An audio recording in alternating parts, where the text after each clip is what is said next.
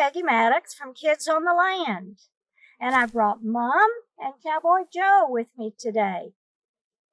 We're so sorry that we can't be with you out on the land because of the COVID-19 virus, but since you can't come to us, we want to come to you through some video presentations. If you remember, at Kids on the Land, we have a mission, a job. We want you to learn about the place where you live. Why do we think that's important? We want you to connect to the land and your environment so we'll all take care of it. And to take care of it, we have to know about it. We have to know about our place, especially our environment, so that we will all want to take care of it, and to really want to take care of it, we need to love it. Last year, we were talking about how this area here on the Rolling Plains was always a good place for people, for animals, for our plants, and that's because there has been water. We have water in our creeks, in our streams. In fact, right down here is a spring that is the beginning of the Sweetwater Creek that flows on up toward Sweetwater. We also have aquifers, the underground storage where people have been able to bring water up from underground, and we have water for our homes and ranches, water for our farms, even water for those big irrigation pivots. Today, we want to learn about some old technology that's been here on the Rolling Plains for many years. And later, we're going to learn about some new technology that's here at our place in the Rolling Plains. And both of those depend upon wind. Who knows what wind is? We don't have much wind today, but, if we did, my hair would be blowing. You can use wind to sail boats, fly kites, pump water from underground, generate electricity, and wind can help us by scattering seeds. But what can wind do to us? We are all familiar with hurricanes and cyclones and tornadoes. Wind can cause erosion. We're very familiar with that because we have such big sandstorms right here. But let's learn about that old technology called a windmill. And I want Cowboy Joe to explain that for us all. Okay, we're going to talk about the tower. The windmill tower is right here. It holds all the parts that work a windmill. This is the fan or the wheel. This is the tail. And the tail keeps the fan or the wheel facing into the wind. And the wind is what powers everything in this windmill. Right inside the tower is called the sucker rod that works up and down in the standpipe from these gears under this hood right here that are powered by the wind. This is the lead pipe that goes from the standpipe to the storage tank. The standpipe goes all the way to the bottom of the well, whether it's 200 feet, 100 feet, or whatever. And down at the bottom of the standpipe is called a cylinder. It's about that long, and inside the cylinder, there are two check valves. One is called the bottom check, and the other is called the top check. And later on, I'll explain those two working units. Okay, does that mean we're going to go see a real windmill out here on the ranch? Yeah. Okay, let's do it. All right. Well, now we've come out to the pasture, and Cowboy Joe is going to show us a real windmill. And we have wind this afternoon. We didn't have much wind this morning. So, Cowboy Joe, tell us about this windmill. We're going to talk about the parts of the windmill from top to bottom.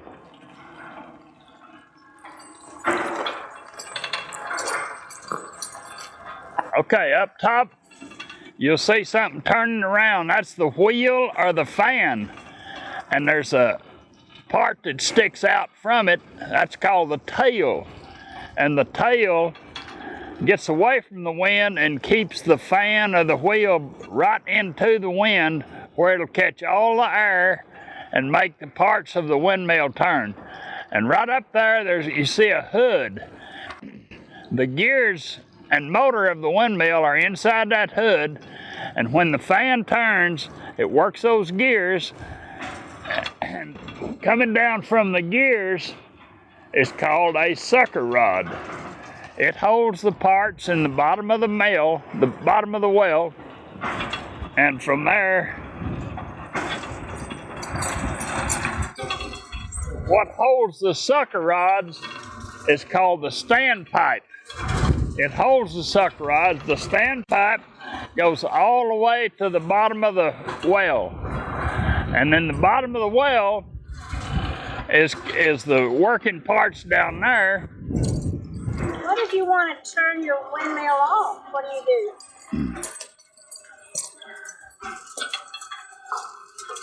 This handle right here is called the brake, and if we wanted to shut it off, we pull the brake down like that, and the windmill stops turning.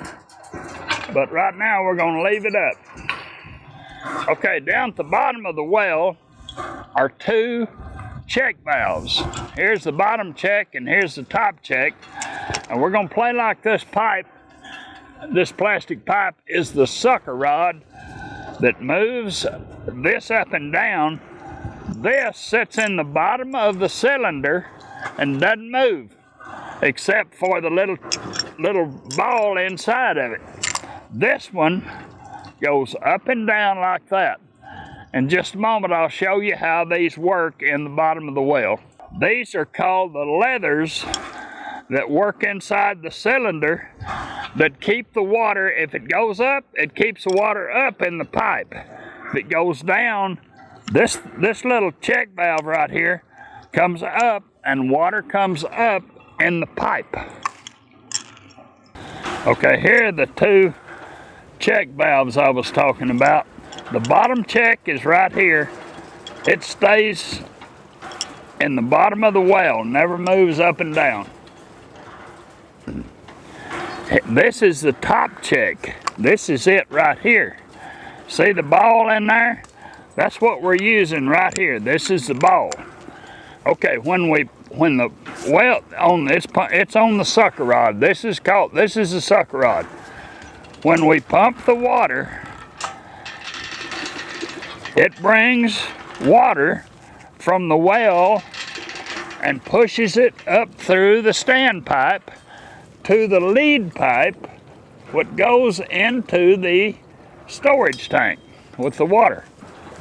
This clear pipe right here is what we're using as the cylinder, which holds both checks, and it's on the bottom of the standpipe, and the sucker rod goes up and down in that cylinder, and it's hooked on to the top check, and it is what moves and brings water to the top of the ground and goes into the lead pipe that goes into the storage tank where cattle and sheep, livestock and wildlife and people can drink out of it. So I'm gonna let Peggy come over and pump. Okay, kids, if we had you out here with us, we would have you pumping water. But since you're not here, I'm going to do it. And as I step up here, I want, Cowboy Joe, when you say we pump the water, that means the fan is turning in the wind and that's bringing the water up, right? Yes.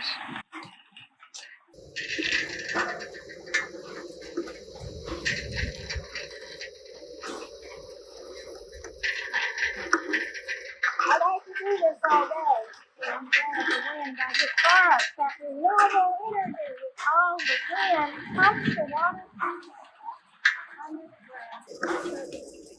And this windmill is one of the most economical tools that's ever been on a ranch. Uses the free wind to pump water into a tank that the livestock drink out of, and people do too. And it's over 160 years old. Now we're standing at a wind turbine. So let's see how this new technology works for us here on the rolling plains. And the wind is very important, and we have a lot of it today. So I'm going to turn it over to Mom. She has some folks she wants you to meet. Hi there, kids on the land. We're sorry that you're not out here today, but we've got some experts about wind on the land. Wind on the land. There you go.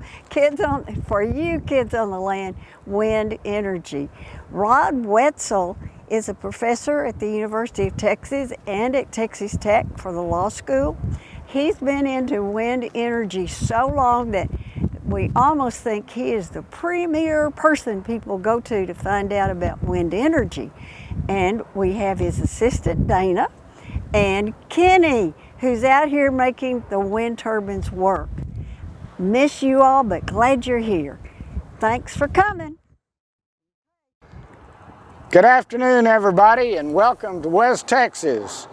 It's a very windy day today, and that is really good for wind energy. As you can see, or maybe you might not be able to see, but you can certainly hear the wind blowing. All the wind turbines are turning today. We've got a really good show for you here today to introduce you to a lot of the facts about a new industry that's only been in the world commercially for about 20 years.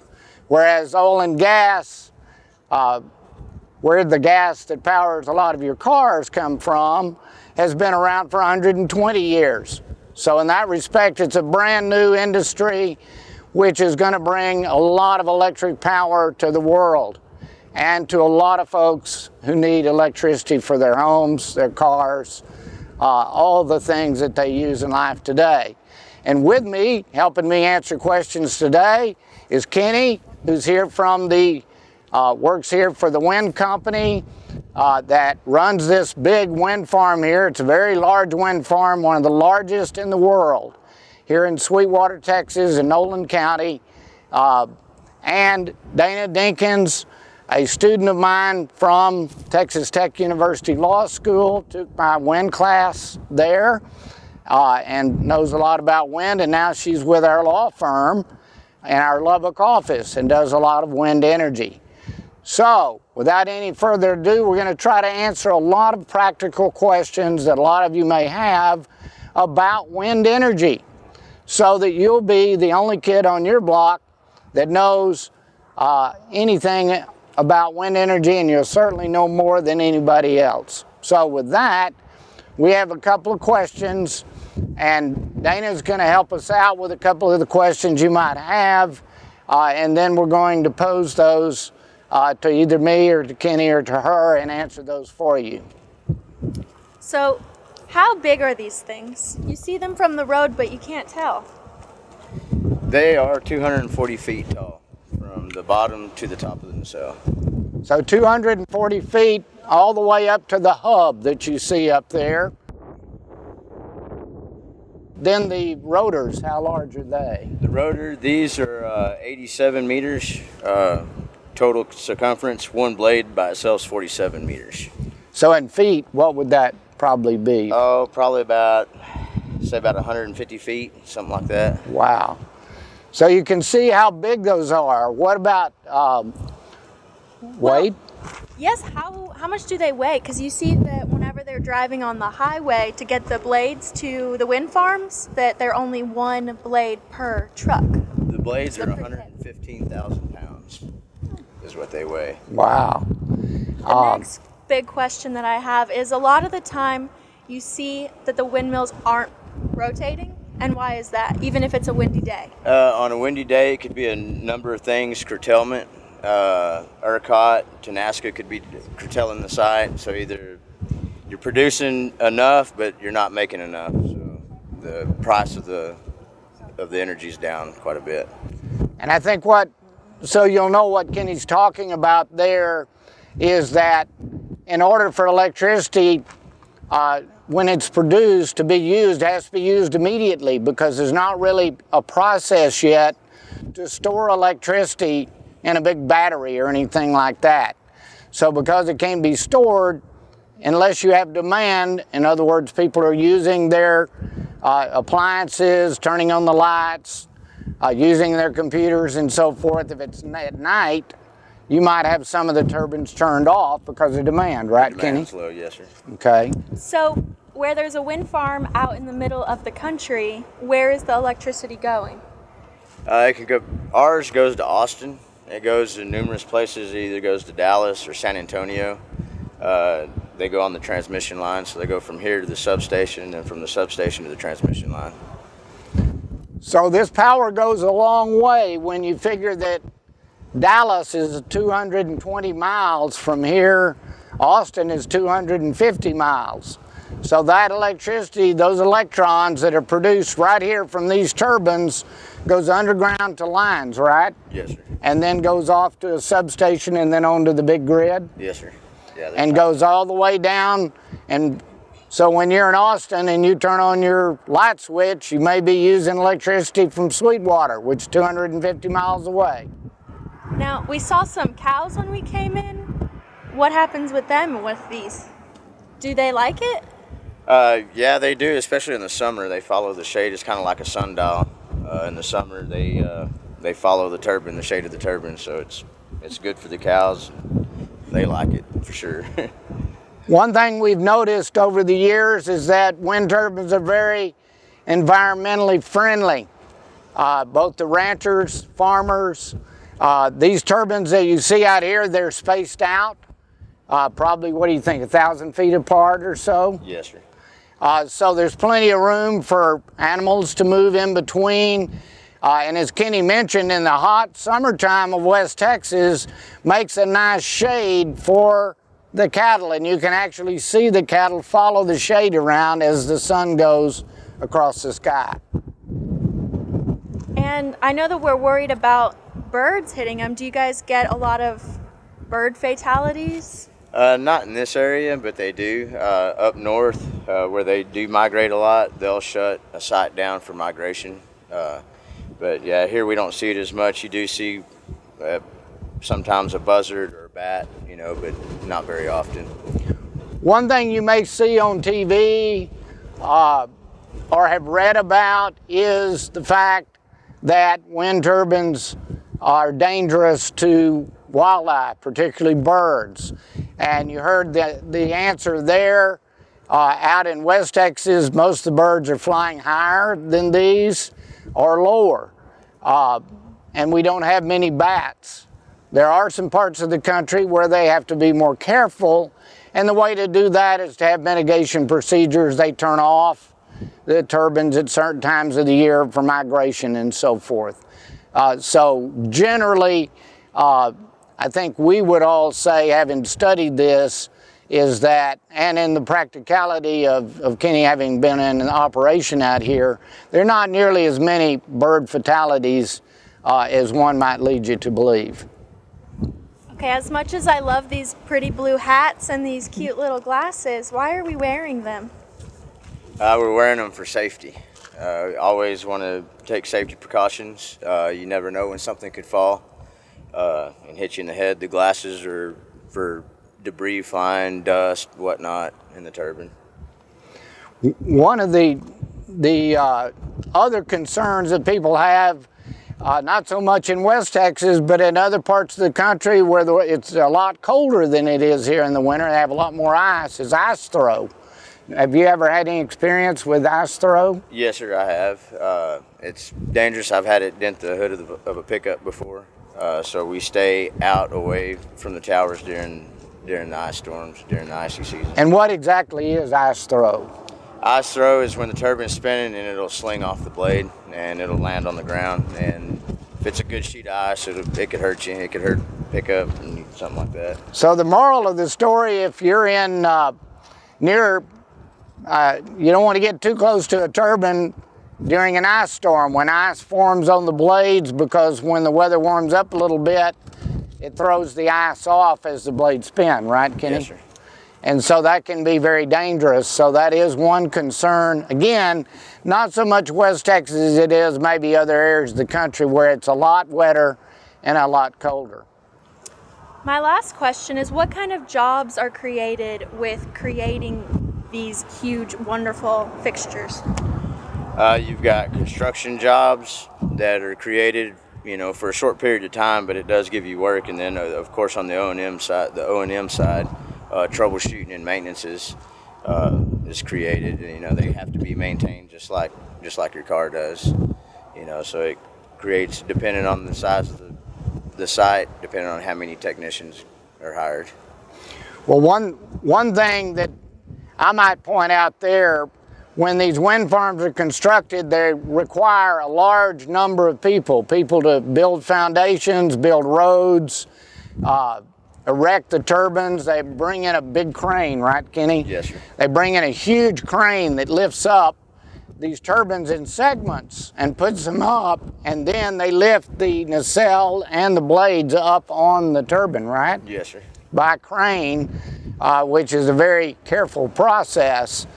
So it's quite an intricate procedure, but once they're set up and going, you don't require a whole lot of daily maintenance, right, Kenny? Right, and a turbine can be erected in one day.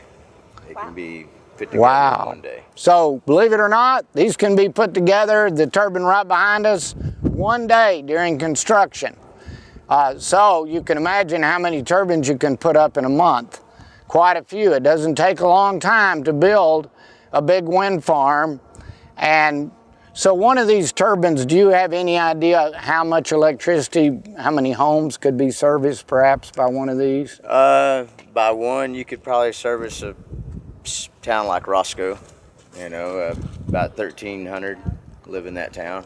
So we're talking about a town of 1,300 people. A turbine or two could probably provide enough electricity for the entire town.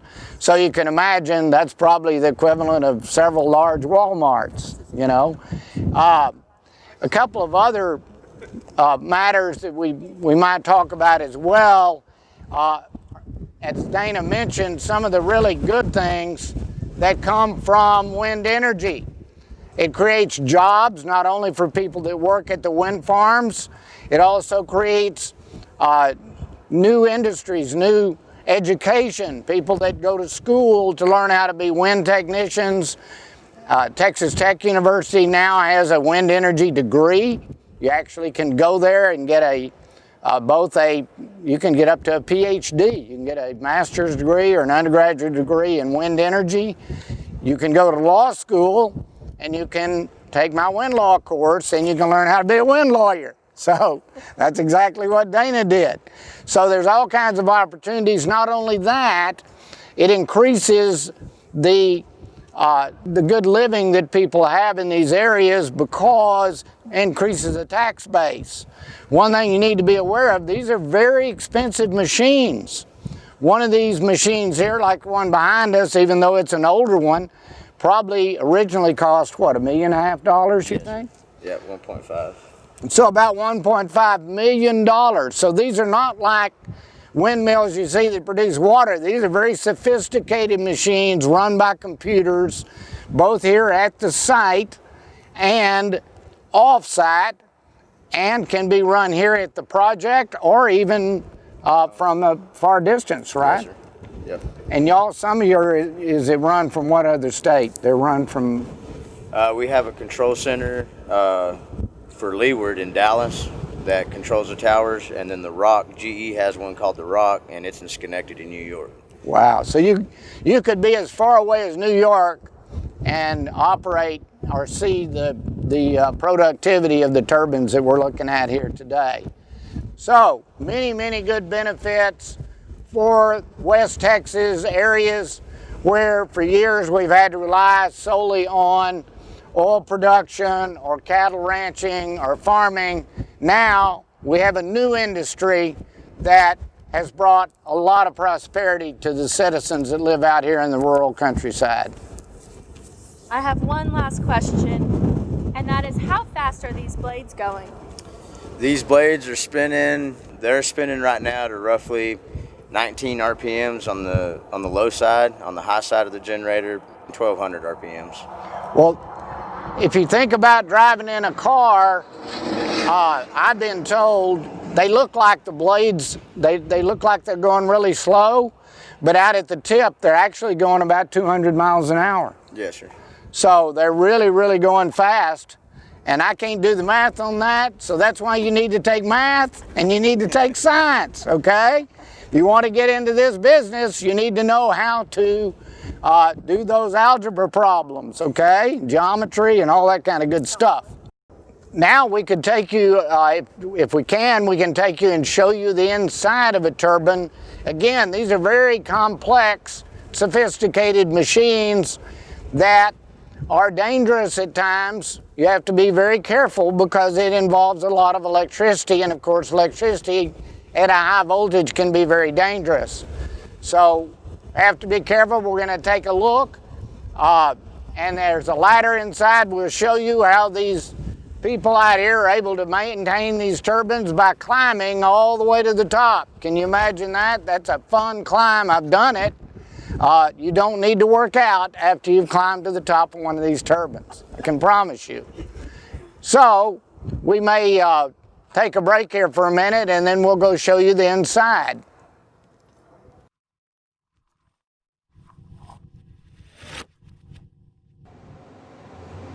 Welcome back, folks. Here we are inside a wind turbine. Well, actually, there's a door on the side that they opened up for us. You can see on both sides of Dana and me, there are big electrical components. These are the ones you don't want to stick your hand in, okay? Unless you want to become a French fry real quick, okay? So, actually, you can open up, and I'm not going to try to do that, you can open up one of these components here, and actually there's a computer inside there, just like the computer that you use in the classroom or at home, where you can actually operate this turbine. You can turn it off and on, you can regulate the speed, you can actually work on lots of the components of the turbines through that computer, okay? So it is a very high-tech machine. Now, we're standing on the ground floor. Right below us, we came up a little walkway, is the ground, okay? These turbines go about 30 to 50 feet underground. That's how they keep from blowing over. They are anchored in cement that goes way beneath the surface of the ground so that they can withstand high wind speeds up to several hundred miles an hour. That's why during a hurricane or tornado, typically turbines do not fall over. Okay, it's very unusual for a turbine to fall over.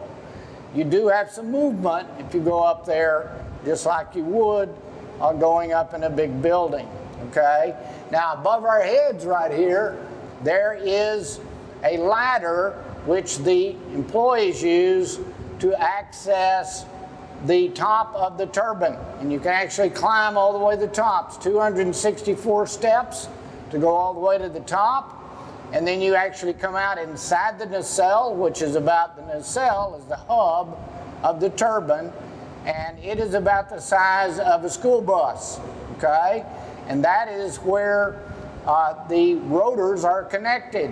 And you can actually then go out on top of the nacelle and stand up there. It's really high and scary when you go up there. So you have to be belted in when you do that, because if you fall off the side, you're going to be dangling off the side until a helicopter comes to get you off, okay?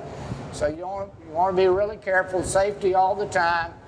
But this is how you get up into the turbines. You can see right here, there is a clamp. They use that clamp right there to hoist their equipment up to the top, so they don't have to carry that with them while they're climbing on the ladder. The ladder they climb is very much like a ladder on the side of your house, except that you're belted into the ladder so that if you slip and fall, it's going to catch you and hold you, and you're not going to fall all the way to the bottom, which would be bad, because it is about a 300-foot drop if you fall, okay? So, this is where all the housing is. This is where it happens. The turbine itself, when it spins, produces the electricity, which comes down these wires into these components, into a generator right outside the turbine. And then from there, it goes to underground lines, carried off to a power station. And from the power station goes into the actual grid. And we'll have Kenny tell you a little bit about how that happens in just a second.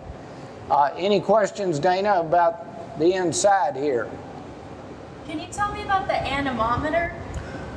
Well, yeah, one interesting cool deal is that on top of the turbine is a weather station, okay? It has what's called an anemometer. That is a little spinning cups on top of the turbine that measures the wind speed, okay? Even though you know it's really windy, you want to know 24/7 how fast the wind's blowing. Also monitors how cold or hot it is, okay? So you can be worried if you're worried about ice throw or any other conditions like that. So it's just a regular weather station on every turbine, and it projects that information out by computer so that you can check on each one of the turbines. Wish we could take you on a climb today, but maybe next time, okay? So from here, we'll take a quick break and let Kenny come in and tell you a few facets about the inside here. Okay, so as you walk up the turbine, you see the pad mount transformer on the side, the big green box.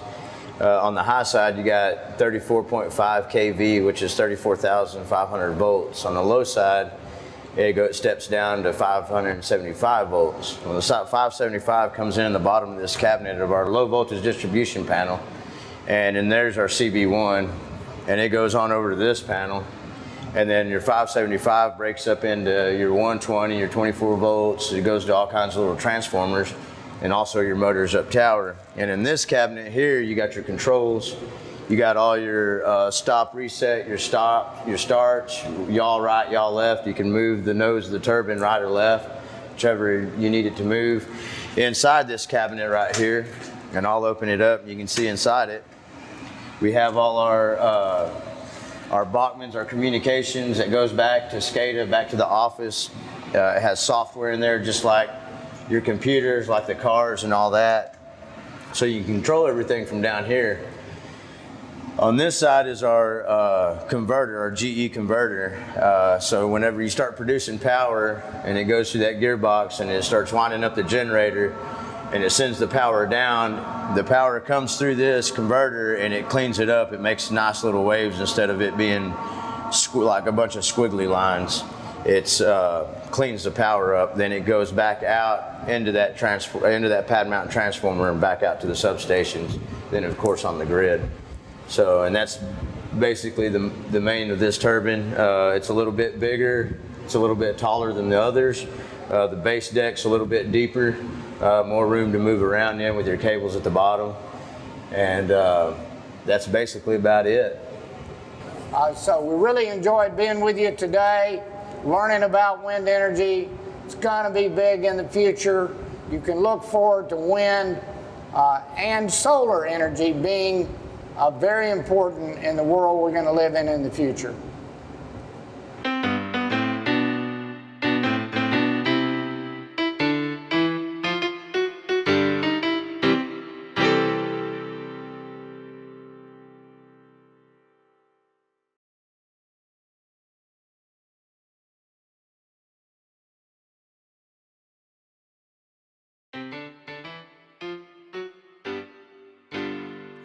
Kids on the land, kids on the land.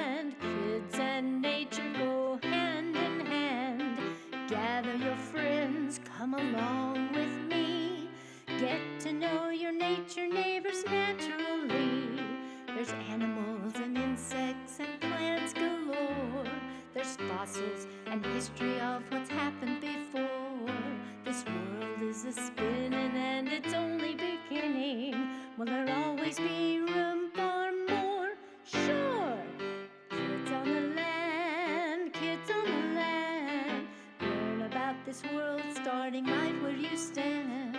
The earth is alive, ain't it just grand? Let's keep it that way